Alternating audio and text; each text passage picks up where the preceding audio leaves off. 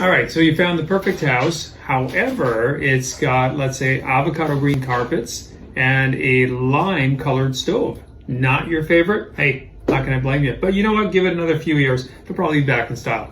But in the meantime, if you want to get rid of it and you've used all your money for the down payment already, we can look at the Purchase Plus Improvements program.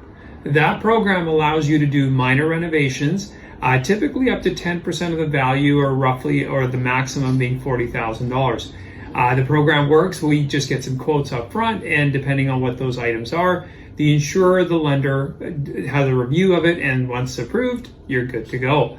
You would basically have the contractors come in, do the work up front, and once it's all complete, we just get either an inspection or the invoices, depending on the size of the Purchase Plus improvements that you took out, and voila, you get your money back, and you can pay the contractors, and you wind up with not so much green carpets. Anyway, that's something that we can certainly look at for you. Give us a shout at the Auxilium team. We'd be happy to assist, and we look forward to working with you.